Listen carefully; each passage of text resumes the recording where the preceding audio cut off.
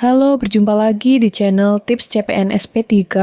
Kabar gembira untuk teman-teman yang telah dinyatakan lulus seleksi P3 tahap pertama harus mengisi DRH atau Daftar Riwayat Hidup. Tentunya inilah merupakan babak awal untuk kita nanti melakukan pemberkasan dalam rangka usul penetapan nomor induk P3K. Kira-kira apa saja kelengkapan pemberkasan DRH P3K? Silakan simak video ini sampai selesai. Namun, sebelum kita lanjutkan, perlu saya ingatkan bagi teman-teman yang mungkin baru pertama kali menemukan channel Tips CPNS P3K, silakan klik tombol subscribe dan aktifkan notifikasi loncengnya, sehingga nanti jika ada update video terbaru, teman-teman tidak akan ketinggalan informasi. Oke, untuk teman-teman yang saat ini lulus seleksi P3K tahap 1, pengumuman kelulusan telah disampaikan pada tanggal 24 sampai 30 1 Desember 2024. Kemudian, untuk pengisian DRH-NIP P3K, jadwalnya adalah tanggal 1 sampai dengan 31 Januari 2025. Artinya, teman-teman pelamar P3K tahap 1 yang dinyatakan lulus seleksi memiliki waktu kurang lebih 1 bulan untuk melakukan pengisian DRH dan pemberkasan. Untuk mengecek link pengisian DRH dan pemberkasan, kita perlu berkunjung ke SKSN-BKN, kemudian klik Enter. Setelah itu, klik tombol Login, lalu masukkan niki dan password masing-masing, serta kode CAPTCHA yang muncul. Setelah berhasil login, scroll ke bagian bawah. Sekarang, link pengisian DRH sudah muncul dengan ucapan, "Selamat atas nama Anda lulus seleksi P3K tahun 2025. Tahap selanjutnya adalah pengisian daftar riwayat hidup bagi peserta yang lulus untuk diusulkan penetapan nomor induk P3K. Saat ini, kita sudah memasuki jadwal pengisian DRH dan pemberkasan. Ada 2 opsi, ya, untuk melanjutkan pemberkasan, dan tidak, jika ingin mengundurkan diri. Jika memilih tidak, peserta harus mengunggah berkas surat pernyataan pengunduran diri. Peserta yang dinyatakan lulus wajib melengkapi dokumen yang meliputi 1. Pas foto terbaru dengan pakaian formal dan latar belakang merah.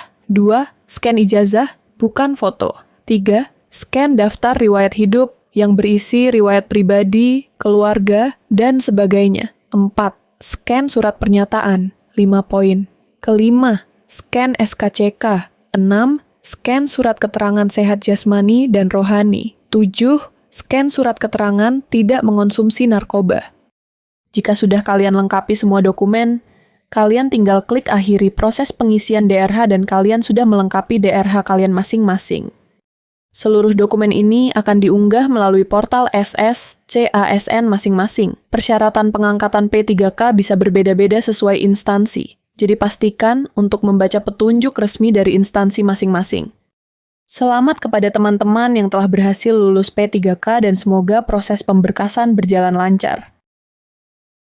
Berikut ini ada bonus soal kisi-kisi P3K untuk tahap kedua. Silakan kalian kerjakan dan bagikan ke teman-teman kalian yang belum mengikuti tes P3K untuk tahap kedua.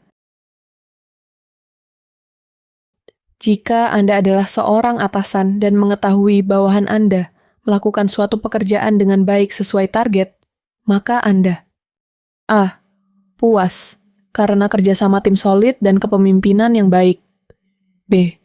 Tidak terburu-buru memujinya dan menunggunya berhasil melakukan tugas lain baru memujinya. C. Memuji secukupnya untuk memotivasi karyawan lainnya. D. Menyanjungnya di depan setiap orang agar dia senang dan bersemangat.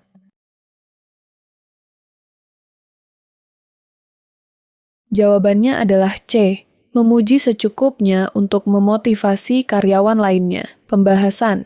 Aspek yang dinilai dalam soal di atas adalah aspek orientasi pada hasil. Sebagai pimpinan, Anda diharapkan mampu memberikan apresiasi dan teguran untuk mendorong pencapaian hasil unit kerjanya yang semakin tinggi. Di antara pilihan yang tepat adalah pilihan C.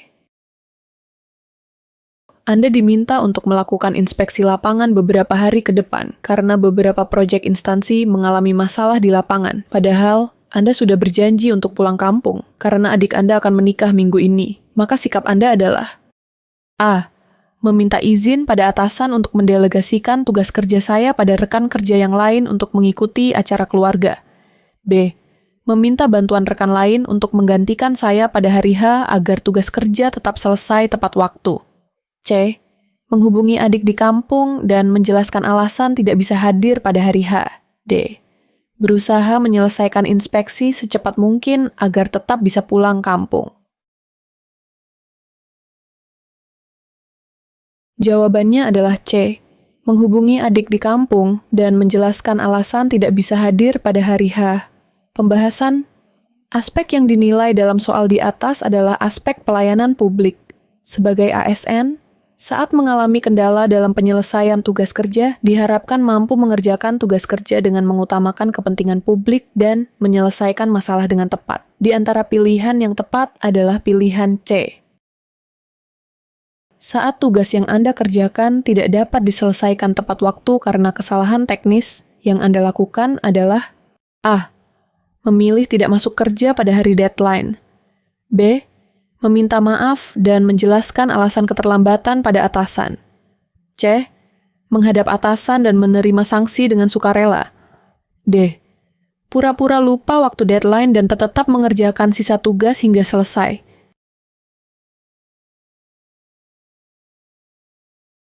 Jawabannya adalah B. Meminta maaf dan menjelaskan alasan keterlambatan pada atasan. Pembahasan. Aspek yang dinilai dalam soal di atas adalah aspek pelayanan publik. Sebagai ASN, saat mengalami kendala dalam penyelesaian tugas kerja, diharapkan mampu menyelesaikan masalah dengan tepat tanpa membela diri dalam kapasitas sebagai pelaksana pelayanan publik. Di antara pilihan yang tepat adalah pilihan B.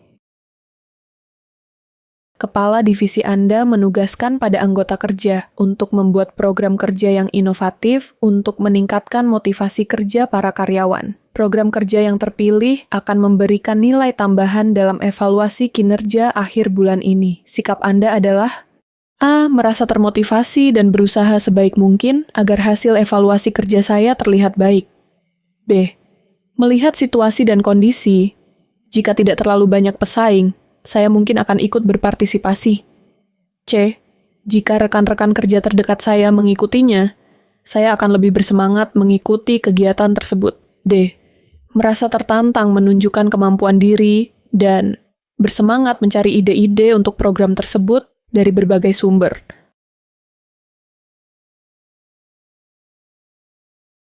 Jawabannya adalah D. Merasa tertantang menunjukkan kemampuan diri dan bersemangat mencari ide-ide untuk program tersebut dari berbagai sumber. Pembahasan. Aspek yang dinilai dalam soal di atas adalah aspek pengembangan diri dan orang lain. Dalam bekerja, seorang ASN diharapkan memiliki kemauan dan semangat untuk belajar secara mandiri mempelajari hal-hal baru dari berbagai sumber. Di antara pilihan yang tepat adalah pilihan D.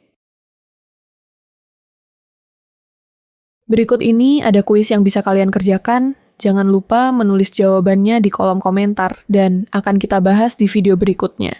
Dalam suatu kunjungan kerja, salah satu alat kerja yang Anda pinjam dari instansi mengalami kerusakan karena Anda salah mengoperasikannya. Apa yang akan Anda lakukan? A. Mencoba memperbaiki alat tersebut dan melaporkan hal tersebut pada instansi. B. Diam saja dan membiarkan hal tersebut karena itu bukan suatu kesengajaan. C. Melaporkan kronologi kejadian pada instansi dan meminta kebijakan instansi. D. Memperbaiki alat tersebut diam-diam dengan biaya sendiri. Silakan kalian tulis jawabannya di kolom komentar. Terima kasih sudah menonton video ini. Jangan lupa like, share, dan subscribe.